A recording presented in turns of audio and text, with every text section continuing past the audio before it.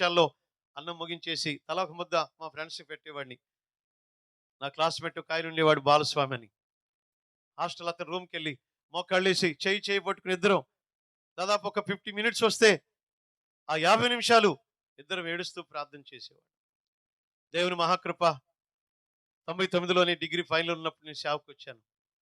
నా స్నేహితుడు ఆ తర్వాత పిల్లరా ఎంఎస్‌సి గీతం కాలేజ్ కెమిస్ట్రీ జాయిన్ అయిపోయి ఏమనుకున్నాడేమో దేవుని ఆత్మ అతను బలవంతం చేస్తే ఆయన 2 నెలలు కాలేజీకెళ్ళి ఇక రిజైన్ చేసి సెలవు తీసుకొనొచ్చి సహవాసంలో పనిచేశాడు. ఆ తర్వాత ఒరిస్సా ప్రాంతానికెళ్ళి నాకంటే గొప్ప ప్రార్థనా పరుడై సేవలోనే అనారోగ్యంతో ఆయన కన్నుమూసి ప్రభు మహిమలో ఉన్నాడు. దేవునికి స్తోత్రం చెప్పండి హల్లెలూయా.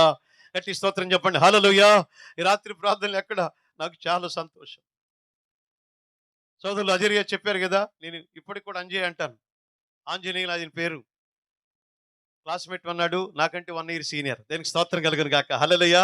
నేను ఇంటర్మీడియేట్ చెప్పారా, నేను ఇంటర్మీడియేట్ సెకండ్ ఇయర్ ఉన్నప్పుడు ఆయన డిగ్రీ ఫస్ట్ ఇయర్. ఆయన నేను పేరు పెట్టి పిలిచేవాడిని. నన్ను కూడా సుబ్బయ్య, అసలు పేరు నా పేరు సుబ్బయ్య. నన్ను కూడా పేరు పెట్టి పిలిచేవాడు. క్లాస్ కాపోయినా క్లోజ్ ఫ్రెండ్స్‌గా ఉండేవాడు. అదే నెల ఏడవబొట్టు పెట్టి ఉండేవాడు. దేనికి స్తోత్రం చెప్పండి హల్లెలూయా. ఇప్పుడు లావయ్యేటప్పుడు సన్నగుండేవాడు. ఆయన నేను సన్నగుండేవాళ్ళం. నా ప్రియమైనటువంటి దేవుని బిడ్డలారా, ఎందుకు ఈ మాట చెప్తున్నా అంటే, ఆ రోజుల్లో ఏముందిలే సుబ్బయ్య అంతా ఒకటే. అంతా ఒకటేలే నువ్వు ఊరికే చెప్పమాకని. నాకు ఆశ్చర్యం. ఆ దినాల హాస్టల్ పీవీఎన్ కాలేజ్ హాస్టల్‌లో నేనొక్కడినే చర్చికెళ్ళేది. నాకు తెలిసింది, నాకు దొరికింది ప్రార్థన చేసుకోవటం. ఒంటరిగా నా రూమ్‌కొచ్చి దూరంగా ఉంటది. అందరి రూమ్‌కి ప్రార్థన చేసుకునేవాడిని. హాస్టల్‌లో ఉన్నవాళ్ళు అప్పుడే నేను రక్షించబడ్డాను. 93 నవంబర్ 1 నేను బాప్తిసం తీసుకున్నాను. కాలేజీకొచ్చాను.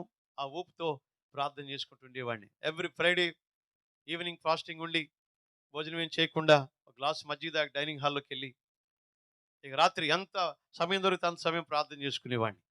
హాస్టల్‌లో ఒక 80-100 మంది దాకా ఉండేవాళ్ళు. వారందరి కోసం ఎత్తి పట్టేవాడిని. ఆల్మోస్ట్ ఆల్ హిందూసే. స్టూడెంట్స్ అందరూ కూడా ఆల్మోస్ట్ ఆల్ క్రీస్తుని ఎరగనటువంటి అన్ని జనులే. దేవుని మహాకృప ఈరోజు అజరియా నా స్నేహితుడు సొంత గ్రామంలో సమరీకి స్త్రీకి ఇచ్చిన గొప్ప కృపిచ్చి ఈ స్వగ్రామంలో దేవుని పరిచర్య చేసే కృపిచ్చాడు. దేవునికి స్తోత్రం కలుగును గాక. దేవుడికి మహిమ. చేతులెత్తి పట్టి ప్రార్థన చేసిన ఆ సహోదరుడు చూడండి ఒరిస్సా బోర్డర్లో సేవ చేసి మిషనరీ చేసి ప్రభువు మహిమలో ఉన్నాడు. నాకు చాలా సంతోషం. ఈ రీతికి చెప్పాలంటే ఆ దినాల్లో క్లాస్మేట్స్ స్నేహితులు ఈరోజు ఆల్మోస్ట్ ఆల్ చాలా మంది సేవలో కనపడుతున్నారు. దేనికి స్తోత్రం కలుగును గాక. ఒక్కొక్కళ్ళు సేవలో పొట్టగొడుగులా పొడుచుకొస్తున్నారు. ఎందుకు ఈ మాట చెప్తున్నాను? పేదవాడిని, దీనుడిని, దౌర్భాగ్యుడిని, నాలో అంత మంచి లేదు. నాకు తెలిసింది ఒకటే, ప్రార్థన చేయడం. ప్రభా నేను చర్చికి వెళ్తున్నాను, వీరు నన్ను ఎగతాళి చేస్తున్నారు. చివరికి నా క్లాస్మేట్స్ ఒక 5గురు ఉంటారు. వాళ్ళందరూ కూడా ఒక ఆలోచన చేశారు. వీడు చర్చికి వెళ్తున్నాడురా, వీడిని భయపెట్టాలి అని వాళ్ళలో ఒకడికి దెయ్యం పట్టినట్టు యాక్షన్ చేపించారు. బాగా వినట్లేరా, వాడు గుడ్లు ఇంత లావున ఉంటాయి, నల్లగా ఉంటాడు మైక్ కలర్లో.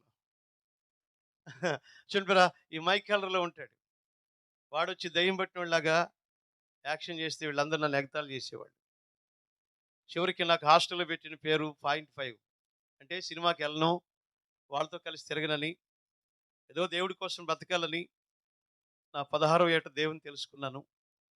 చూడరా, 15 అయిపోయి 16 ఏటే, 17 ఏటే రక్షించబడ్డాను. ఏదో దేవుని కోసం బ్రతకాలి, ఉన్న దాంట్లో నమ్మకంగా ఉండాలంటే ఒక చిన్న ఆరాటం. అయితే వీళ్ళు దయ్యం పట్టిందని యాక్షన్ చేసేవాళ్ళు. చివరికి వాడికి దయ్యమే పట్టేసింది. ఆంధ్ర యూనివర్సిటీలో నాగార్జున యూనివర్సిటీలో నిర్మల అనే ఒక అమ్మాయి చచ్చిపోయింది. ఆ అమ్మాయి వచ్చి ఈడ్ని పట్టింది. ఆడదెయ్యం కదా, మురికి తిట్లు తిట్టేది, ఆడ తిట్లు తిట్టేది. నా దగ్గర ఎప్పుడు చూసినా ఆడవాళ్ళు తిట్టాడు. డైనింగ్ హాల్‌లో నేను అటు కూర్చునేవాడు. ఆడు తినడు, నన్ను తిననిచ్చేవాడు కాదు. ఆ దెబ్బతో చిన్నోడిని కదండీ, హాస్టల్ వదిలిపెట్టి పారిపోయాను. దేనికి స్తోత్రం కలుగును గాక. గట్టిగా చెప్పండి హల్లెలూయా. అది ఇంటర్మీడియేట్ ఫస్ట్ ఇయర్‌లో జరిగింది. నా దగ్గర ఇప్పుడు పాకెట్ బైబిల్ ఉండేది, జేబులో పెట్టుకునేవాడిని. ఒరేయ్ అది తీసి రారా, నీ అంతు చూస్తా. ఒకరోజు నిజంగా నా దయ్యం వచ్చేసింది. మేము నలుగురు ఐదుగురు ఉన్నాం, మా ఫ్రెండ్స్. గడిపెట్టేసాడు, నురుగు కక్కుతున్నాడు. వీళ్ళందరూ ఒరేయ్ నువ్వు రక్షించురా మమ్మల్ని నా చుట్టూ చేరారు. లోపల గుడగడ కూడా కొట్టుకుంటున్నా, పైకి మాత్రం వేసి రక్తమే చేయి, ఏం చేస్తావు చెయ్యి అంటున్నా. దేనికి స్తోత్రం కలుగును గాక. గట్టిగా చెప్పండి. వాడు ఈ మీద పడి కొరుకుతాడో, ఏం పీక పిసుకుతాడో అర్థం కాని పరిస్థితులు ఉన్నాయి. అయితే వాడు ఆ దయ్యం ఒక నిబంధన చేసింది. నువ్వు తప్పుకోకపోతే 30 రోజుల్లో నీ వేడి రక్తం తాగుతానని ఒక ఒక శపథం చేసింది. ఇప్పటికి 25 సంవత్సరాలు దేవుని కోసం నిలబడ్డాను. దేనికి స్తోత్రం కలుగును గాక. గట్టి స్తోత్రం చెప్పండి. హల్లెలూయా. చూడండిరా, దేవుని మహాకృప. కాబట్టి ఈరోజు నువ్వు ప్రార్థనలు ఎక్కడున్నావు? నువ్వు మొర్రపెట్టు. నువ్వు భయపడొద్దు.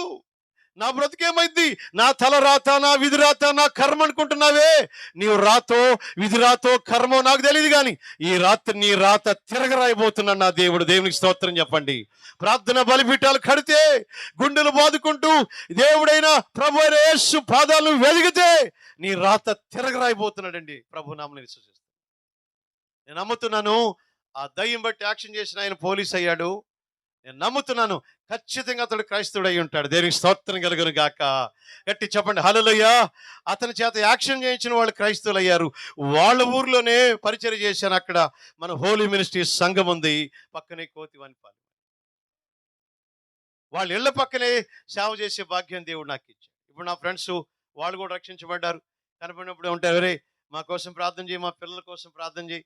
ఆ రోజు నేను బాధ పెట్టాం హాస్టల్లో, ఆ రోజు నిన్ను వాదించాం, ఆ రోజు నేను తిక్కలోళ్ళ చూశాం. ఈరోజు మా గ్రామంలోనే దేవుడిని నిలబెట్టాడు అని దేవుని బట్టి, ప్రభుని బట్టి ఎంతో స్తుతిస్తూ.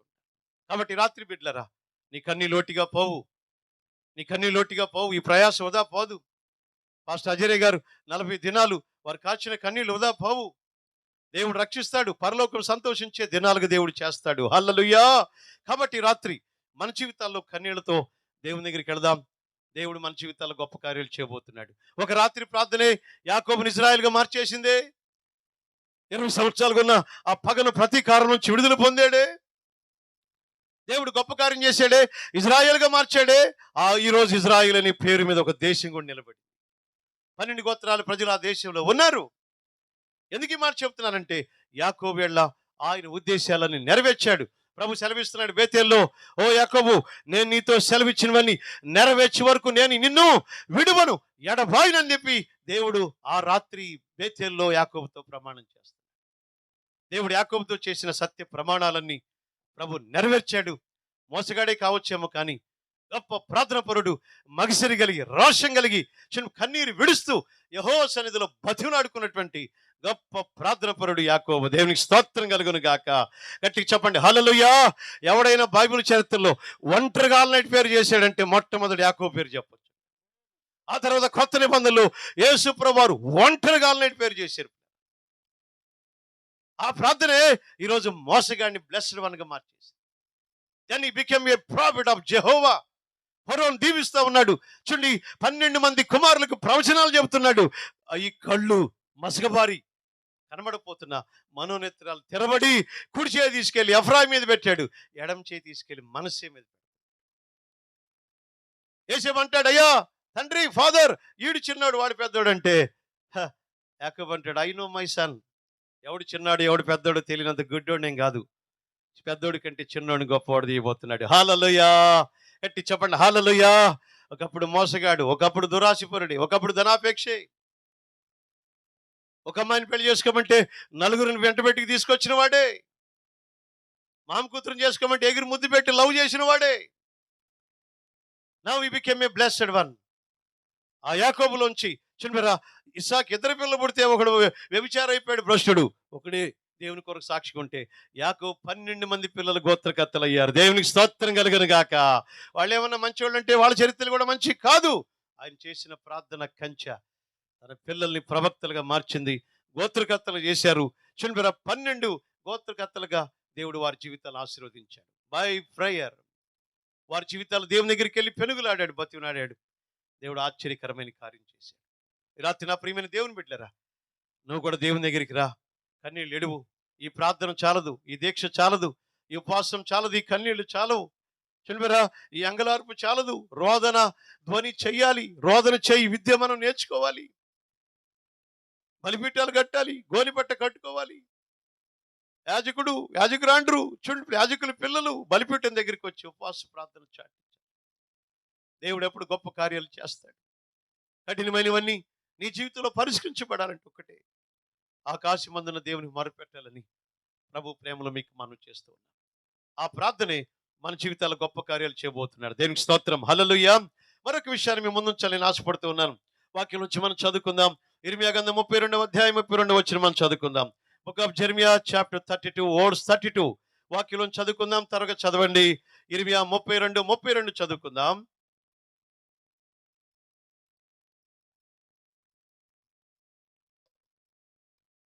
తీసిన వారు ఎవరైనా చదవండి, మైక్ లేపని పర్లేదు. ఇర్మియా 32 వారి దుష్ప్రవర్తనను నేను విచారణ చేయని ఉద్దేశించున్నాను.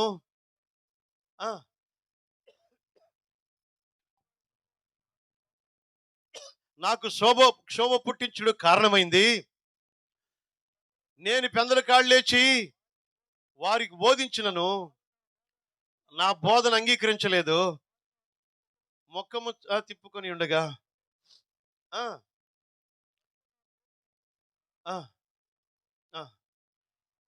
చాలా ప్రియమైనటువంటి దేవుని బిడ్డలారా, అక్కడ రాయబడి ఉంటుంది, వారి దుష్ట ప్రవర్తన నివారణ చేయాలనుకుంటున్నాను. దేవునికి స్తోత్రం కలుగును గాక. హల్లెలూయా. వారి యాజకులు, వారి రాజులు, వారి ప్రవర్తనను బాధ పెట్టింది. కాబట్టి యెహోవా సెలవిస్తున్నాడు ఇర్మియా ద్వారా ఏమనంటే, వారి దుష్ట ప్రవర్తన నివారణ చేస్తాను. ఈ రాత్రి నీ ఎడల, నీ పిల్లల ఎడల ఆయన ఉద్దేశించిన ఉద్దేశాలు నెరవేర్చబడాలంటే ఒకటే, మన ప్రవర్తన మార్చుకుంటే, మన వైఖరి, మన మాటలు, మన దుర్మార్గం చూడండి. వారి ప్రవక్తలు నేను చెప్పని దాన్ని నా మాటగా వాళ్ళు ప్రకటిస్తున్నారు. వారు అబద్ధములు ఆడుతున్నారు.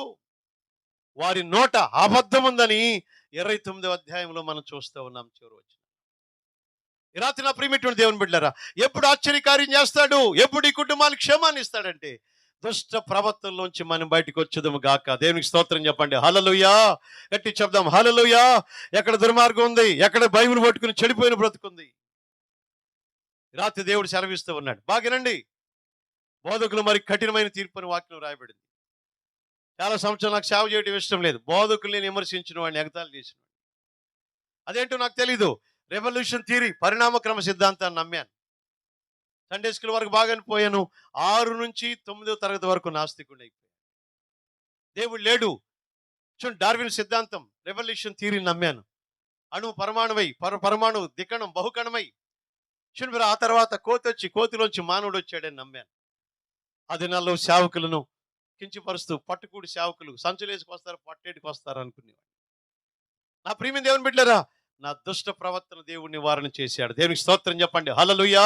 కాబట్టి నేను సేవకులు ఎగతాళి చేసిన వాడిని, నేను ఎలా సేవ చేయగలని కొన్ని దినాలు దేవునితో వాదన పెట్టుకున్న దినాలు. నా వల్ల కాదు ప్రభా, నేను సేవ మాత్రం చేయను, మంచి ప్రొఫెసర్ అవ్వాలి, నా గోలు మరి ఎంబీబీఎస్ డాక్టర్, అది కాలేకపోయాను. కనీసం ఆంధ్ర యూనివర్సిటీలో బాగా చదువుకుని మంచి ప్రొఫెసర్లై లేకపోతే లెక్చరర్లై సేవకులు సహాయం చేయాలనుకున్న ఆ దినాల్లో దేవుడు నాతో మాట్లాడాడు. నువ్వు సేవ చేయాల్సిందని ప్రభు నన్ను హెచ్చరించాడు. ఆయన పిలుపు అందుకుని దేవుని కోసం అప్పగించుకున్నాను. వాక్యం 2 నుంచి వాడిగలిగిన ఖడ్గం నన్ను కోస్తుంది, నా శ్రోతలను కోస్తుంది. బాగేనండి, నేను మీకు వాక్యం ప్రకటించడానికి వచ్చానుకోవాకండి. నాకు నేను బోధించుకోకపోతే రేపు నా జీవితాల్లో నా ప్రవర్తన ఎలా ఉండబోతుంది. దేవుడి రాత్రి మనల్ని హెచ్చరిస్తున్నాడు. నన్ను కోయాలి, నా శ్రోతలను కోయాలి. ఈ వాక్యం అనే ఖడ్గం నమ్మిన వాడు స్తోత్రం చెప్పండి. హల్లెలూయా. గట్టి చూద్దాం హల్లెలూయా. నీ ప్రవర్తన విపరీతంగా ఉంది బిలాము. గాడిద మాట్లాడుతుంది బిలాముతో, అయ్యా నీ దాన్ని అయిందని మొదలుకొని నేను ఎప్పుడైనా నిన్ను కొట్టానా? నేను నీ మాట ఎప్పుడైనా ధిక్కరించానా? నువ్వు నన్ను కొట్టేవా? ఈరోజు ఎందుకు నన్ను ఈ రీతి కొడుతున్నావు? ఎందుకు వెళ్ళలేదని బాధిస్తున్నావు? నీ కళ్ళేం పోయినా పాస్టర్ గారు, ముందుకు కళ్ళు తెరిచి చూడండి అంటే యెహోవా దూత ఖడ్గం పట్టుకుంది. బిలాం ప్రవర్తన విపరీతంగా ఉంది. డబ్బు కోసం పరిగెడుతున్నాడు. దేవుని చిత్తం కాదు ఆయనకి. రాజుల మెప్పులు కావాలి, అన్ని జనులతో సహవాసం కావాలి. డబ్బే బిలాముకు సర్వస్వం అయిపోయిందని ఆలోచించి, డబ్బు ఒక దయ్యం, ధనాపేక్ష సర్వకీడులకు, చెప్పండమ్మా, సర్వకీడులకు మూలం. ఈ డబ్బును ఆశించి ఎంతమంది సేవను పోగొట్టుకున్నారు, ఎంతమంది దైవత్వ రక్షణ పోగొట్టుకున్నారు, తాకట్టు పెట్టారు. ఇదిగో మీ యాజకులు, మీ రాజులు, మీ పెద్దలు, మీ యవనస్తుల ప్రవర్తన విపరీతంగా ఉంది. కాబట్టి నేను బాధపడుతున్నాను. వారి ప్రవర్తన నివారణ చేస్తా. వాళ్ళు బతుకులు మార్చుకుంటే నేను వారి ఎడల ఉద్దేశించిన ఉద్దేశాలు నెరవేరుస్తా. దేవునికి స్తోత్రం కలుగును గాక. గట్టి చెప్పండి హల్లెలూయా. అనువంత పాపమైనా నను అంటని నీ వంటి పరిశుద్ధత నా ప్రభువా నాకీయవా. చప్పలు కొడుతూ, అనువంత పాపమైన ననువంటని నీ వంటి పరిశుద్ధత నా ప్రభువా నాకీయవా. నాకీయవా, నాకీయవా, నాకీయవా, నాకీయవా, నాకీయవా, నాకీయవా, నాకీయవ, నాకీయవా. అనువంత పాపమైన నను అంటని చప్పలు కొడుతూ, నీ వంటి పరిశుద్ధత నా ప్రభువా నాకీయవా. నాకీయవా, నాకీయవా, నాకీయవా, నాకీయవా. చప్పట్లు కొడుతూ, చిన్న పాపమని వినుకున్నాను ప్రభు.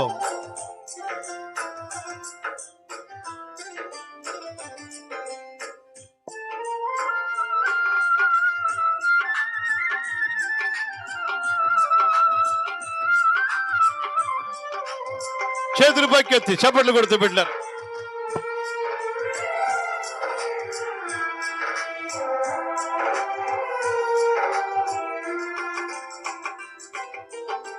చిన్న పాపమేనని మిన్నకుంటిని, కొంచెం అగ్ని కాల్చేను అడవి అంతయు.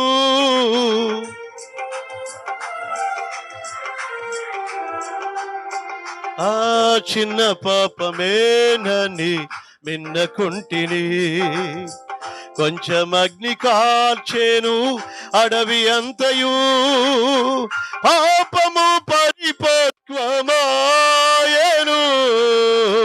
విడుదల నీయవా ఈ ఘోర పాపికి. పాపము పరిపక్వమాయను,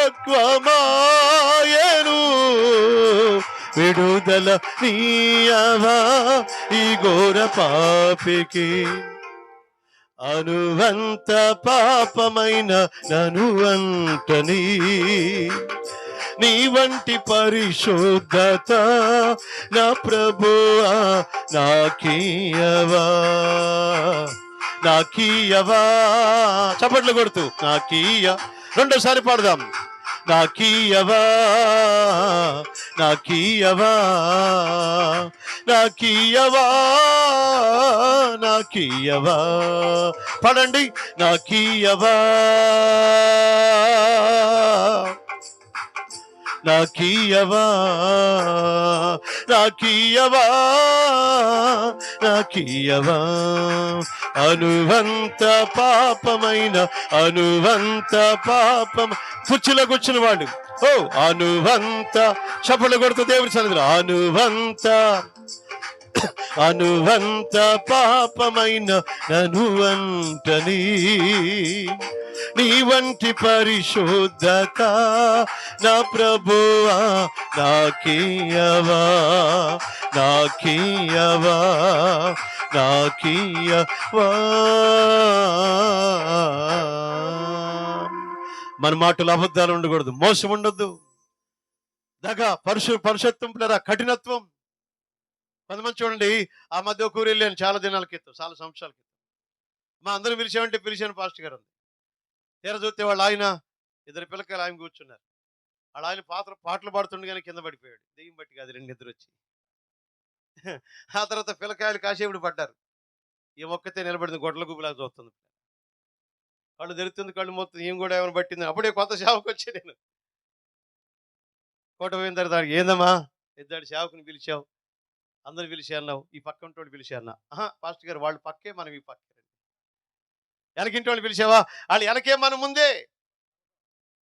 పై ఇంటోళ్ళు వాళ్ళు పైన. ఆ కాకి ఇటు వస్తే కాలిపోవటమే, మాడి మటాష్ అయిపోతాం. నీకెందుకమ్మా చుట్టూ పగ చూరు పగ, బైబిల్ ఎందుకు నీకు? తీసుకెళ్ళి నల్లమల ఆ శ్రీశైలం అడవిలో పడే చిరత పుల్ల మధ్య, పెద్ద పుల్ల మధ్య, ఎలుగుబొట్ల మధ్య తిరుగుతుంది. కానీ అడవి జంతువులా నోరు కుదరదు, నీ ప్రవర్తన సరిగా లేదు. దీనివల్ల దేవుని బట్టి, దేవుని నామం నన్ను బట్టి, నిన్ను బట్టి దూషించబడుతుంది. ఈరోజు ఎందుకు అనుజనులు రాలేకపోతున్నారు? ఈరోజు ఎందుకు దేవుని పేర క్రైస్తవం మీద పుస్తకాలు రాస్తున్నారు, కరపత్రికలు ప్రచురిస్తున్నారు?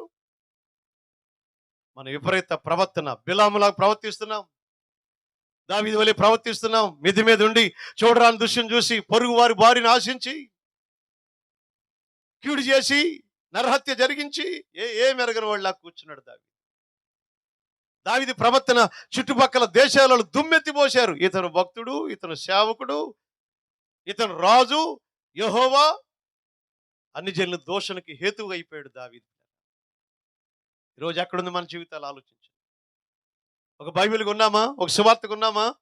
క్రీస్తు యేసు పరిమళ వాసన, దుర్వాసన. నీ తలంపులు, నీ నోటి మాటలు దుర్వాసన, నీ చూపులు వాసన. ఎవడా నీతో స్నేహం చేయగలడా? ప్రేమ ఉందా? లోపల పగబెట్టుకుని పైకి నటిస్తున్నావా? ఓ వేషధారులారని దేవుడు సెలవిస్తున్నాడు. కపటం ప్రతి వ్యక్తి జీవితంలో ఈరోజు నాట్యమాడుతుంది.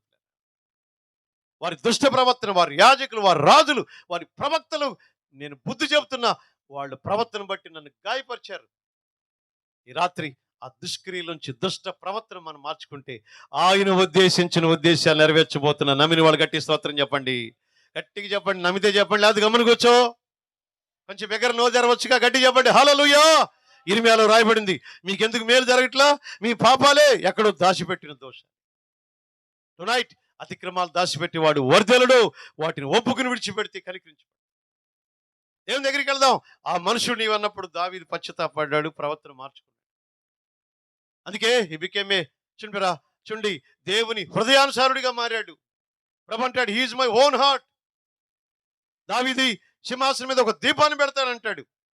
నా సేవకుడైన దావీదుని బట్టి యెరూషలేము పట్టణాన్ని నేను కాపాడుతాను. ఆయన ప్రవర్తన మార్చుకున్నాడు, పశ్చాత్తాపడ్డాడు. 51వ కీర్తన రాశాడు. నాకులారు అన్నలారా, అమ్మా దయచేసి ఎవరు తిరగొద్దు అటు ఇటు. చూడండి, దేవుడు సెలవిస్తున్నారు. బాబు ఆ మంచినీళ్ళు అక్కడ పెట్టి, ఎక్కడ బాబు పెట్టి, అక్కడ పెట్టు. ప్రభు సెలవిస్తున్నాడు, పాప కూర్చో. చూడండి, దేవుడు సెలవిస్తున్నాడు. ఈ రాత్రి రక్షణ దినం, టుడే ద సాల్వేషన్ డే. పాపాలు ఒప్పుకోకుండా కట్టెక్కావో, పశ్చాత్తాపడకుండా కఠినపరుచుకుని బాగున్నామని నీతిమంతుల్లాగా భ్రమ చెందద్దు. గురిగింజల్లాగా ఉండద్దు. గురిగింజ అనుకుంటుంది total I'm red, what about bottom black. గింజలన్నింటిలో నేను సుందరిని.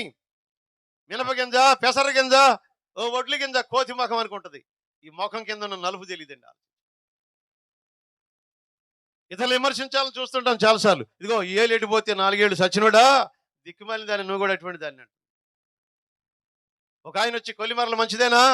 మా ఊరికేమయ్యా కృష్ణ కాలువ పోతుందయ్యా ప్రకాశం బ్యారేజ్ నుంచి.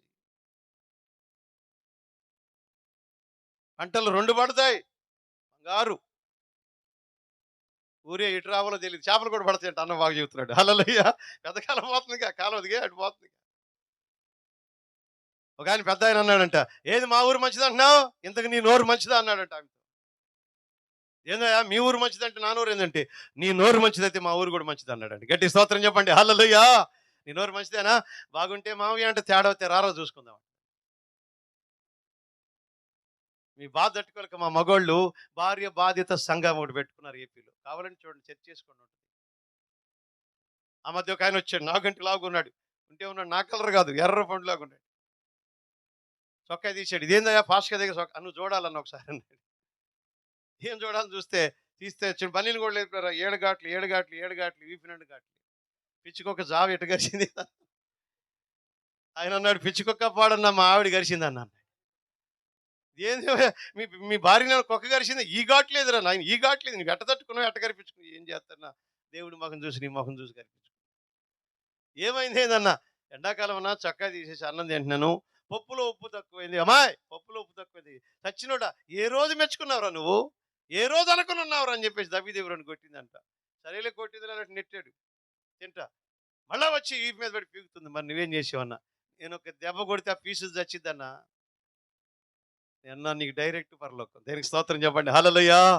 భర్తను కొట్టే భార్యలారా, భార్యలు కొట్టే భర్తలారా, చూడరా, పొరుగువాడి భార్య వెంట సకిలిస్తూ తిరిగే పురుషులారా, పొరుగువారి భర్తలతో మాట్లాడుతున్న స్త్రీలారా, తల్లిదండ్రులు మోసం చేస్తున్న యవనస్తులారా, శీలాన్ని అమ్ముకుని కాబోయే పెళ్లి కొడుకు పెళ్లి కూతురు ద్రోహం చేస్తున్నా ఎవరో దుర్మార్గులారా, ఈ రాత్రి నివారణ చేయబోతున్నాను నీ ప్రవర్తన. హల్లెలూయా.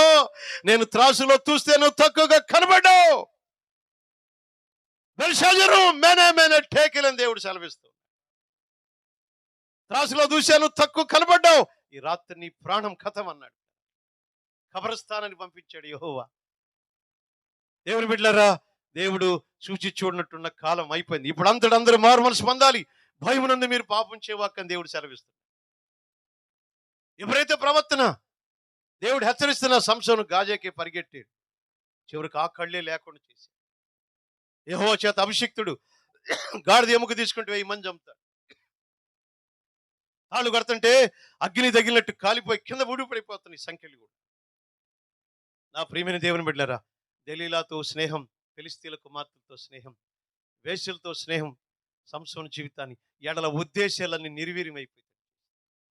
తల్లి గర్భంలో ఎన్నుకున్నాడు.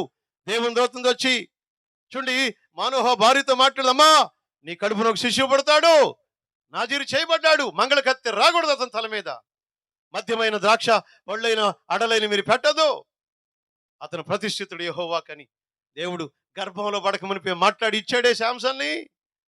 ఆయన ఉద్దేశాలు నిర్వీర్యం చేసుకున్నాడు. 20 సంవత్సరాలే న్యాయాధిపతిగా ఉన్నాడు. దాగోను గుడిలో కళ్ళు లేని కబోదు వలె కాలాన్ని ముగించాడు. సూసైడ్ చేసుకున్నాడు.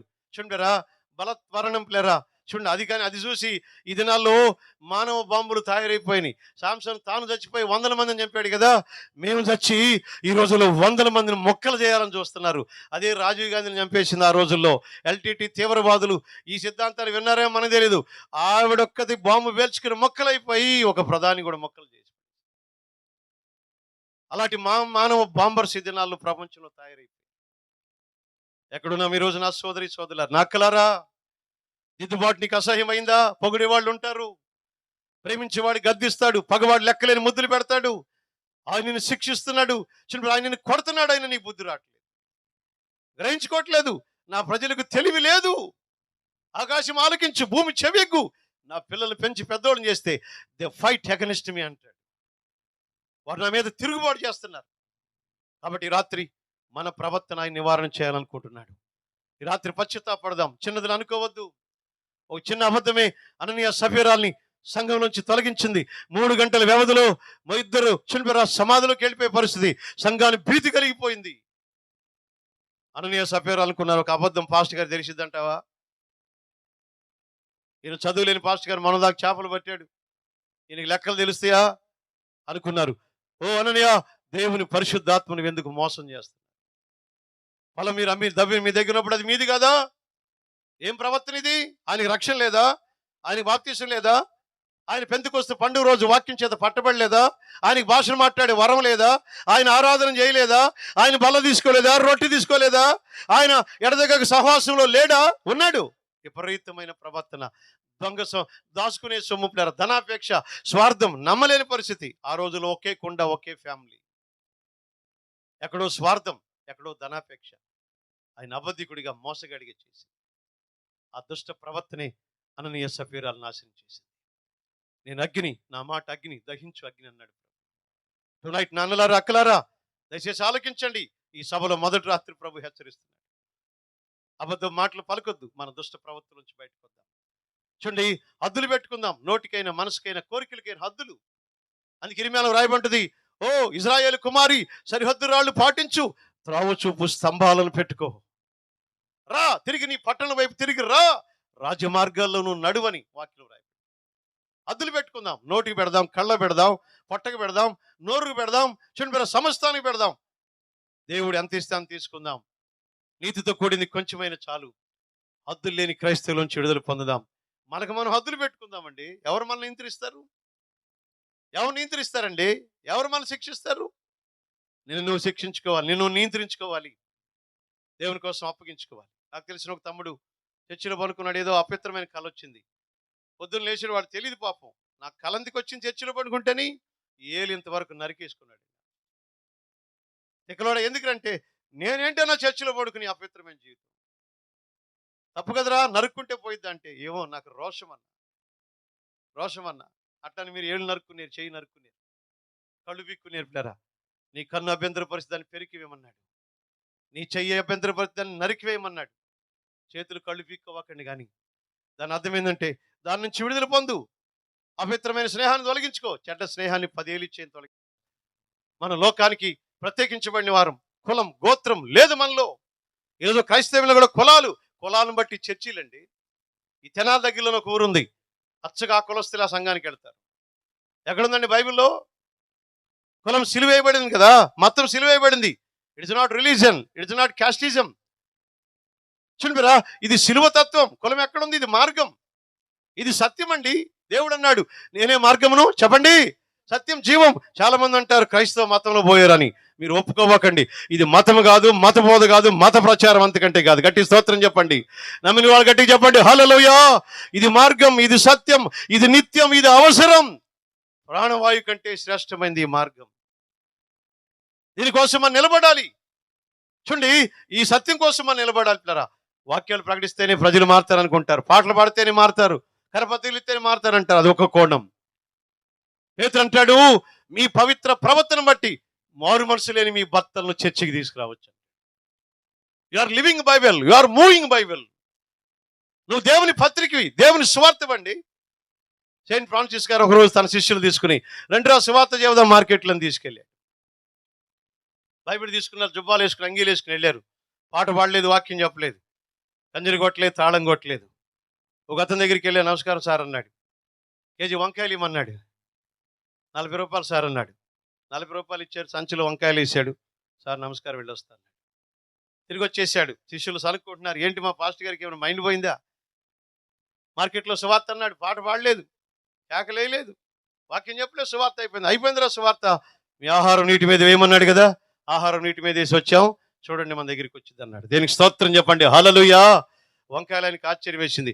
20 ఏళ్ల నుంచి వంకాయలు అమ్ముతున్నా, ఎవడు నాకు వంగి దండం పెట్టి నమస్కారం చేసిన చరిత్ర, 20 ఏళ్ల చరిత్రలు. ఈ మహానుభావుడు ఎవడో సెయింట్ ఫ్రాన్సిస్, కోటీశ్వరుడి కుమారుడు, బంగారు ఛాయ, బాగా శ్రీమంతుడిలాగా ఉంటాడు పిల్లరా. ధనం లేనివాడే కానీ భక్తిలో శ్రీమంతుడు. ఒకప్పుడు ధనం ఉన్నవాడు ధనాన్ని దేవుని కోసం వదిలేసి వచ్చాడు. కోర్టులో వాళ్ళ నాన్న చేతిలో పెట్టేసి పేదవాడిగా మతక వస్త్రాలు వేసుకుంటూ సేవ చేస్తున్నాడు. ఈయన దండం పెట్టాడు. ఈయన ఎవరై ఉంటాడు? అందరూ 20 రూపాయల, 40 రూపాయల, 10కి ఇస్తావా అంటారు. ఇంకో 2 వంకాయలు కొసరేమంటాడు. ఈయనేం మాట్లాడలేదు. డబ్బులు ఇచ్చాడు, సంచి తీసుకుని మళ్ళా నాకు నమస్కారం చేశాడు. నాలాంటి పేద బ్రతుకు నమస్కారం చేసేవాడు ఉంటాడా? ఈ సంస్కారవంతుడు.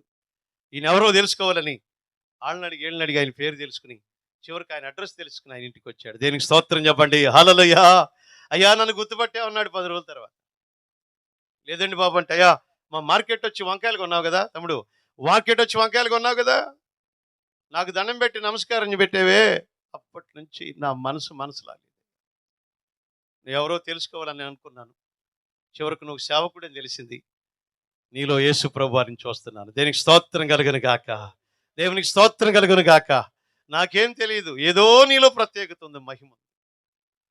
నేను కూడా మీ చర్చికి వస్తానండి. లివింగ్ బైబిల్ వండి. తాగుబోతు భర్త చర్చికి రావట్లేదు, ఎట్ట వస్తాడు? ఈ రాత్రి ఆ పవిత్ర ప్రవర్తన లేదు, దుష్ప్రవర్తన, నోటికి వచ్చినట్టు మాట్లాడు. తామే పరిశుద్ధులమని, తామే నీతిమంతులని ఇతరులు కించిపరిచేవాళ్ళు ఎంతమంది?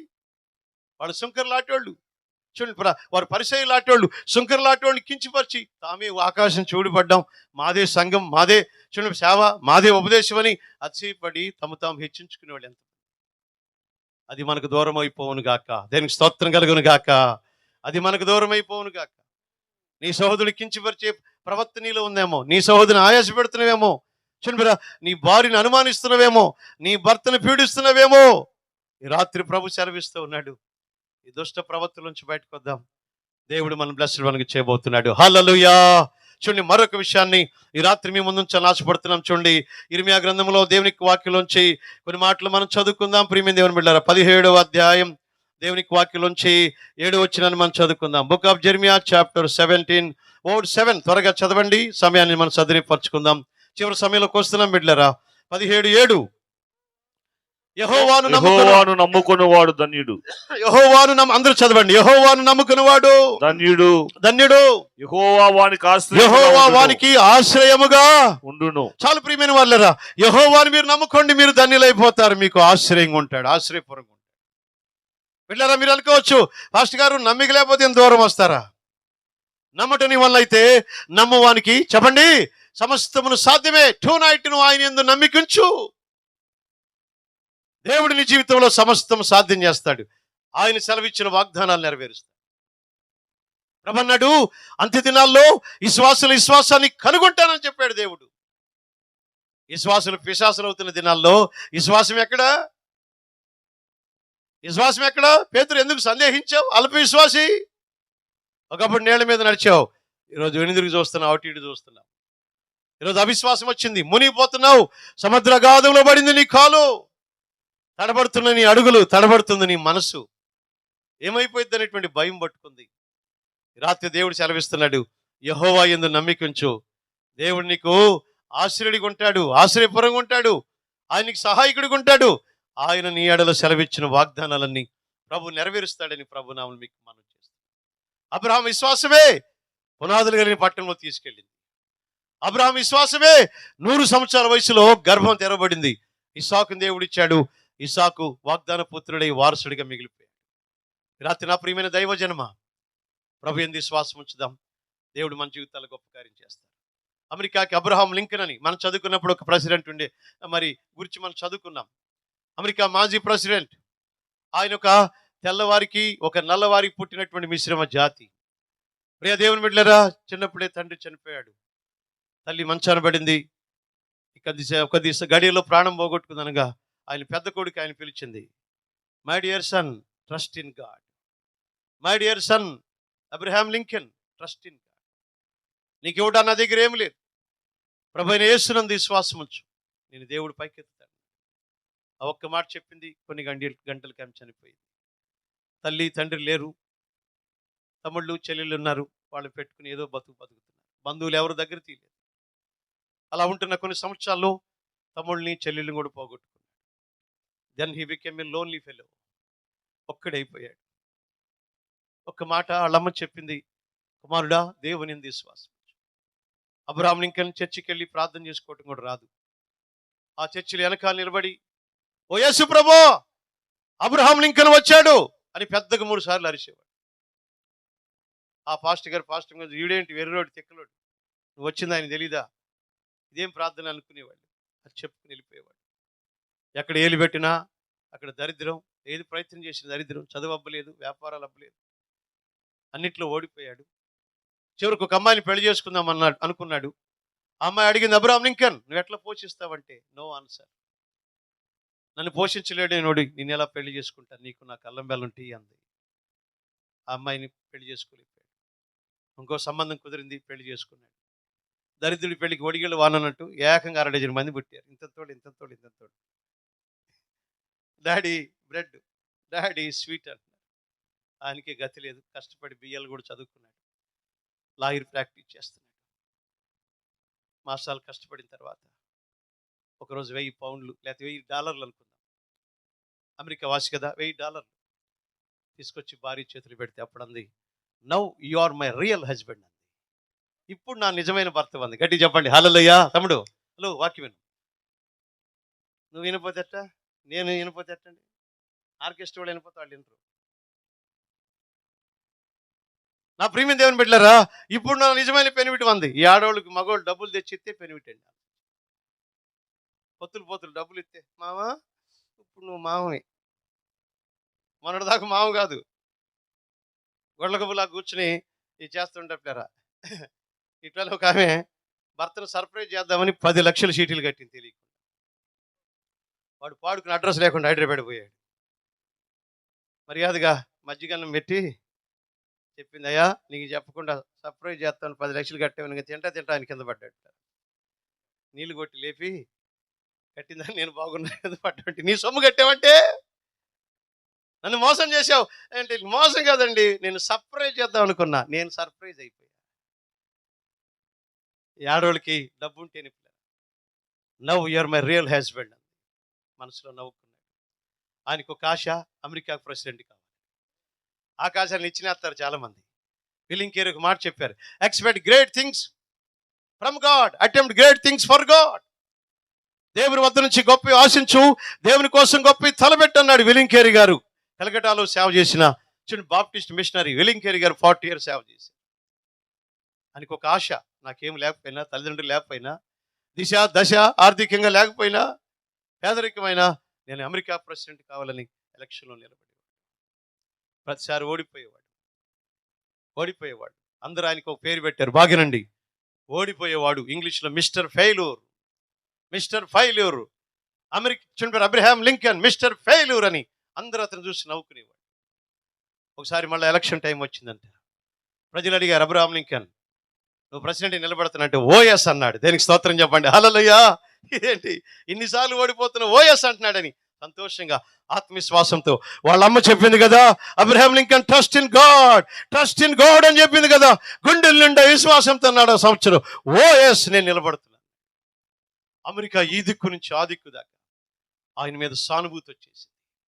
ఒక్కసారి చూద్దాం ఈ ఆంగ్లో ఆఫ్రికన్ కి, ఈ అబ్రహాం లింకన్ కి ఒక్కసారి అవకాశం ఇద్దామని అమెరికా సంయుక్త రాష్ట్రాలన్నింటిలో ఒక పవనాలు వీచిని అందరూ ఆయన గుద్దారు. అమెరికా ప్రెసిడెంట్ అయ్యాడు. దేవునికి స్తోత్రం చెప్పండి, చప్పట్లు కొడుతూ హల్లెలూయా, గట్టి చెప్పండి హల్లెలూయా. వాళ్ళమ్మ చెప్పింది ట్రస్ట్ ఇన్ గాడ్, వాళ్ళమ్మ బైబిల్ ఇచ్చింది, అదే బైబిల్ తీసుకొచ్చి ఆ అమెరికాలో ఆనవాయితీగా పెట్టాడు. బైబిల్ మీద చేయబెట్టి ప్రమాణం చేయడం అమెరికా ప్రెసిడెంట్కి. హల్లెలూయా. ఎవడైనా ఒబామా కావచ్చు, ఇంకోటి కావచ్చు, ట్రంప్ కావచ్చు, బైడెన్ కావచ్చు, బైబిల్ మీద ప్రమాణం చేస్తారు. సేవకులు చెప్తున్నప్పుడు ప్రార్థన చేస్తారు. ఎవరు తీసుకొచ్చారు? అబ్రహాం లింకన్ తీసుకొచ్చాడు. 10 ఆజ్ఞలు గోడల మీద రాయించాడు. ఉపవాస దినం అమెరికాలో ప్రేయర్ డే ఒకటి ప్రస్థాపించాడు. ఆయన ఉన్న దినాల్లో మిషనరీలు దేశాలకు చెదిరిపోయి వెళ్ళి పనిచేశారు. దేవునికి స్తోత్రం కలుగును గాక. ఒక జీరోను దేవుడు హీరోగా చేశాడు. వీడు మిస్టర్ ఫెయిల్యూర్, ఈరోజు బికెమ్ ఏ మిస్టర్ సక్సెస్. కారణం ఒకటే, యెహోవాను నమ్ముకున్నాడు. నానాలరా అక్కలరా, నా జీవితం అయిపోయింది, క్లోజ్, ఇక నేను బతుకుడు ఎందుకని సావు గురించి ఆలోచిస్తున్న సోదరులారా, సావు పరిష్కారం కాదు, గుర్తుపెట్టుకో. ఇదే చేపలాగా మనం ఉండాలి, కొట్టుకుపోయే చేపలాగా ఉండాలి. దేవుని కోసం నిలబడు. ఆయన నీ కోసం ఉద్దేశించిన ఉద్దేశాలు హానికరములు కావు. దేవుడు నీ కుటుంబాన్ని కట్టగలడు. విశ్వసించు, దేవుడు బలపరుస్తాడు. మా ఇంట్లో ఒక శాపం ఉంది. ఒక చూడు, మా తాతలో ఒక దేవతకు ఆరాధన చేసి మా ఊర్లో మందిరం వచ్చిన తర్వాత అది వదిలిపెట్టారు. ఆ శాపం ఏంటంటే సంతాన ప్రాప్తి ఉండేది కాదు. మొద్దుల్లాగా చచ్చిపోయేవాళ్ళు మా తాతలు 9 అయితే, నా ప్రియమైన దేవుని బిడ్డలారా, చూడండి, 2 పిల్లలు పుట్టారు, 2 మొద్దులైపోయేలాగా చచ్చిపోయారు. ఆ దినాల్లో చూడండి, మా నాన్నకు కూడా, మా తల్లికి కూడా 11 ఏళ్ళు పిల్లలు. అటువంటి పరిస్థితుల్లో మా తాత తెలిసి మా అమ్మ డాక్టర్ దగ్గరికి వెళ్ళి చెప్పారు, బిడ్డ సంచి చిన్నది, నీకు పిల్లలు పుట్టరు. నా ప్రియమైన దేవుని బిడ్డలారా, మాకు తల్లి తెలిసి ఏడవటం మొదలుపెట్టింది. మా తాత ఇంకొక అమ్మను పెళ్లి చేయాలని ప్రయత్నం చేస్తున్నాడు. ఆ పరిస్థితుల్లో మా అమ్మ ఏడుస్తుంటే మా ఇంటి పక్కల వాళ్ళు, ఎందుకమ్మా అన్నమ్మ ఏడుస్తావు, మన ఊర్లో చర్చి పడింది కదా, చర్చికి వెళ్ళొచ్చు కదా అన్నారు. ఆ ఒక్క మాట నమ్మి చర్చికి వెళ్ళటం మొదలుపెట్టింది. కనపడిన సేవకుడికి వెళ్ళి చెప్పింది, అయ్యా, నా కుటుంబం నిలబడాలంటే నా గర్భం తెరవబడాలి. ఈ శాపం, ఈ చీకటి మా కుటుంబం నుంచి తొలగిపోవాలి. నా ప్రియులారా, ఆమె కన్నీళ్ళు విడిచింది. సేవకులు ప్రార్థన చేశారు. ఓ రోజు నా తల్లికి ప్రభు తోటమల్లాగా కల్లో కనపడి, అమ్మా ఓడిపట్టు, నీకు నారింజ పళ్ళు వేస్తానని 5 పండిన పళ్ళు వేశాడు. మా తల్లి ఆమెకి తృప్తి చేరక పచ్చి పండు ఇంకోటి కోసుకుని ఒళ్ళు వేసుకుంది. మొత్తం 6 పళ్ళు, 6గురు పుట్టాము. నాకంటే ముందు ఒక పిల్లోడు చనిపోయాడు. దేవుడిచ్చిన 5 నారింజ పళ్ళు ఉన్నాయి. దేవునికి స్తోత్రం కలుగును గాక. దేవునికి స్తోత్రం కలుగును గాక. దేవునికి స్తోత్రం కలుగును గాక. ఆమె ఎంత ప్రార్థన చేసిందో నాకు తెలియదు. We never expect. ఈ రాత్రి మీరు వింటున్నారు కాబట్టి కొన్ని మాటలు మీ ముందు తీసుకొస్తాను. దేవుని ఎందు విశ్వాసం ఉంచు, సడిలిపోనివ్వాలి. నీ పని అయిపోలా. నా కర్మాన్ని తల తీసుకెళ్ళి గోడ కొట్టుకోవద్దు. నిద్రపోని రాత్రులు నువ్వు గడపద్దు. దేవుడికి అప్పగించు. నీ భారం యెహోవా మీద మోపు, ఆయన నిన్ను ఆదుకుంటాడు. బై యువర్ ఫెయిత్ నీ భర్త రక్షణ, నీ రక్షణ చూస్తావు. బై యువర్ ఫెయిత్ నీ విశ్వాసాన్ని బట్టి నీ స్వస్థత చూస్తావు. అవయవాల నాణ్యత పెంచగలిగిన వాడు, చిన్నదైన గర్భసంచిని పెద్ద చేసిన వాడు, ఆపరేషన్ లేకుండా దేవుడు చేశాడు. ఆ దినాలు ఫ్యామిలీ ప్లానింగ్ కొత్త. కారులు వేసుకుని మా ఇంటికి వచ్చి, అన్నమ్మగారు ఇప్పటికే 5 పిల్లలు కూడా పోయాడు అంటున్నావు, 6 కదా, పెద్ద సంతానం అయింది, ఆపరేషన్ చేసుకుంటే అమ్మందంట. అయ్యా, డాక్టర్లు పిల్లలు పుట్టరు అన్నారు. నేను ప్రార్థన చేసుకుంటే పిల్లలు పుట్టారు. వద్దనుకుంటే మళ్ళీ ప్రార్థన చేసుకుంటే నాకు పిల్లలు పట్టుకొని చేస్తాడు. దేనికి స్తోత్రం కలుగును గాక. మమ్మ ఏం ప్రార్థన చేసుకున్న ఆ తర్వాత ఇక సంతానం లేదు. హల్లెలూయా. గట్టి చెప్పండి హల్లెలూయా. నువ్వు చెప్పగలవా? నీకుందా ఈ విశ్వాసం? నాన్నలారా కృంగిపోతున్నావా? విశ్వాసం లేని మూర్ఖతరంలాగా ఉండిపోతామా? రాత్రి ప్రభు పిలుస్తున్నాడు. దేవుడు గొప్ప కార్యం చేస్తాడు. నా ప్రియమైన వాళ్ళరా, నువ్వు ఆయన యందు విశ్వాసం ఉంచు, దేవుడు నిన్ను బ్లెస్డ్ చేస్తాడు. ఇర్మియా 13:17 ఒక మాట ఉంటుంది. వారి గర్వాన్ని బట్టి నేను చాటును ఏడుస్తున్నానని. నా ప్రియమైనటువంటి దేవుని బిడ్డలారా, చివరికి ఒక మాట చెప్పి నేను ప్రార్థన మిమ్మల్ని నడిపిస్తాను. నా ప్రియులారా చూడండి, వారి గర్వాన్ని బట్టి నేను చాటును ఏడుస్తున్నాను. వారి హృదయ గర్వం. నీకు చెట్టంత కొడుకున్నాడు, కొట్టగలవా? తిట్టగలవా? తిడితే ఉంటారా? ఈ మధ్య నా ప్రియమైనటువంటి వాళ్ళరా చూడండి, ఒక అబ్బాయి తెల్లవారులు సెల్ ఫోన్ చూసుకుని అలాగే ఉండిపోతాడు. పని చేయడు, చదవడు. వాళ్ళ నాన్న 2 దెబ్బలు కొట్టి ఏంట్రా ఈ జీవితం అని ఇసుగెత్తిపోయి 2 దెబ్బలు కొడితే వాడు సెల్ ఫోన్ ఆడు పడేసి 3వ అంతస్తు ఎక్కి నా డాడీ దూకి చచ్చిపోతున్నాడు వడివడికి వెళ్ళి వాళ్ళ నాన్నగారు వెళ్ళే లోపే పెట్టగోడ మీద కాలు పెట్టేసి ఆయన పరిగెత్తుకుంటే వెళ్ళి చేయబట్టు లాక్కొచ్చాడు. చెప్పగలడా? హృదయ గర్వాన్ని బట్టి ఏడుస్తున్నాడు. నాశనానికి ముందు గర్వం నడుస్తుంది. గర్వం లూసిఫర్లో పుట్టిన పాపం. గర్వాన్ని బట్టి పడద్రోయబడ్డాడు, త్రోసివేయబడ్డాడు, పాతాళంలో బెలములోకి వచ్చేసాడు. ఆ లూసిఫర్ తాను జడింది గాక దేవుని రాజ్యాన్ని చెడపాలని తెలుగు సామెత ఉంటుంది. తాను జడిన కోతి వనమెల్ల చెడిపేస్తాడు. లూసిఫర్ చెడింది గాక ఈ రోజుల్లో అన్ని జనులను చెడగొట్టాడు, క్రైస్తవులను కూడా చెడగొట్టాను. Where is humbleness, there is God grace. ఎక్కడ దేనత్వం ఉంటుందో అక్కడ కృప ఉంటుంది. వేర్ ఈజ్ ప్రౌడ్నెస్ చుండ్రా, దేర్ ఈజ్ హెల్. అక్కడ నరకం ఉంటుంది, అక్కడ కఠినత్వం ఉంటుంది.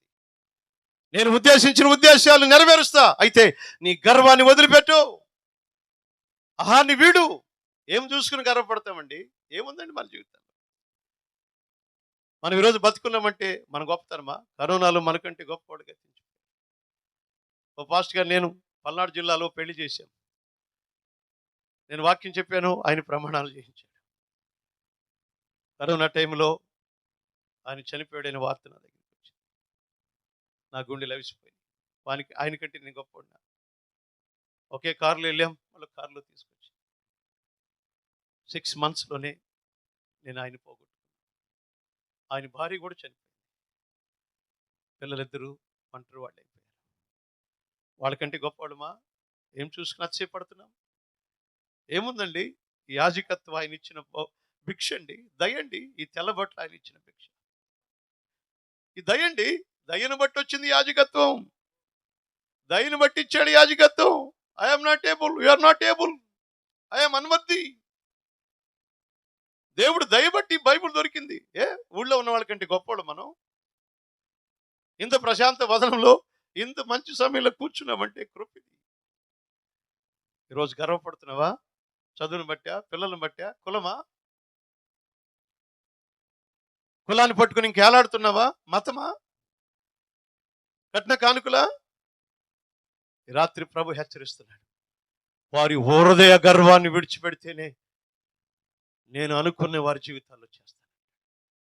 నెబుకద్నెజరు గర్వం ఎక్కడ తీసుకెళ్ళింది? అరణ్యంలో తీసుకెళ్ళింది. చూడండి, అడవి పక్షుల్లాగా మరి చూడండి, తల యొక్క జుట్టు తెల్లగా అయిపోయింది. పక్షి ఏళ్ళు వలె కాళ్ళు చేతులు గోళ్ళు గడ్డి మేస్తున్నాడు నెబుకద్నెజరు.